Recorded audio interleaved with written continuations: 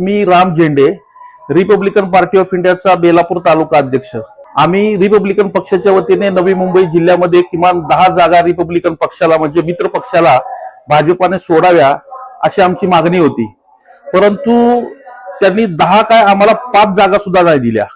मग मी बेलापूर तालुका अध्यक्ष म्हणून मी बेलापूरच्या आमदार मंदाताई म्हात्रे यांची भेट घेतली, त्यांना पत्र दिलं, त्यांना सांगितलं किमान बेलापूर तालुक्यामध्ये आमच्या समाजाची मोठी ताकद आहे, रिपब्लिकन पक्षाची ताकद आहे, बाबासाहेब आंबेडकरांना मानणारे या विभागामध्ये भरपूर लोक आहेत आणि त्याच लोकांनी तुम्हाला निवडूनही दिलं होतं आणि म्हणून रिपब्लिकन पक्षाला तुम्हाला किमान बेलापूर पट्ट्यामध्ये बेलापूर विधानसभा क्षेत्रामध्ये आम्हाला नगरसेवक म्हणून आम्हाला किमान 3 जागा तरी सोडाव्या।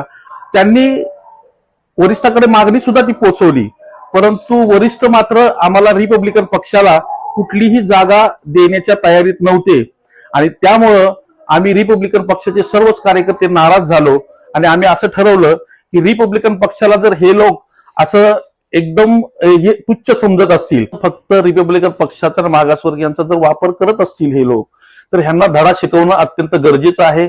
रिपब्लिकन पक्षाची ताकद या ठिकाणी मोठ्या प्रमाणात आहे हे दाखवून दिलं पाहिजे।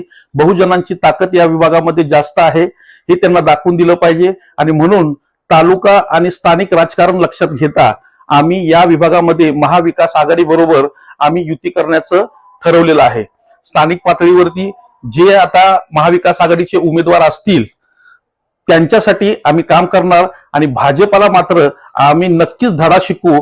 भाजपाचा एकही उमेदवार बेलापूर पट्ट्यामध्ये निवडून येणार नाही याची खबरदारी रिपब्लिकन पक्ष नक्कीच घेईल। की निवेदन असं दिलं होतं आठवले गटांना काही जागा नवी मुंबई सोडाव्यात, ते निवेदन त्यांनी स्वीकारलं, पण जागा न मिळाल्याने आम्ही बीजेपीशी सहकार्य करायचं न ठरवण्याचं ठरवलेलं आहे।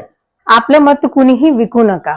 आता आजच्या काळात काय झालंय की आपल्याला कुणीही आपल्या दारात येताना सांगतं की ताई तुम्ही थोडे पैसे घ्या आणि आम्हाला मत द्या। ते मत आपल्याला ते जे मत आहे ते आपलं म्हणजे आपलं स्वतःचा अधिकार आहे, ते आपण का विकू कुणाला? म्हणून कुणीही आपलं मत विकू नका। आजची परिस्थिती अशी आहे की भाजप हा भांडवलदारांचा पक्ष आहे आणि म्हणून आपण याची काळजी घेतली पाहिजे। मला असं वाटतं की ह्या विभागामध्ये धनशक्ती विरुद्ध जनशक्तीचा लढा होणार आहे आणि म्हणून धनशक्तीला जर पाडायचं असेल, बाबासाहेब आंबेडकरांचं जर स्वप्न पूर्ण करायचं असेल, तर कृपया सर्व नागरिकांना माझी विनंती आहे की आपलं मत विकता कामा नये।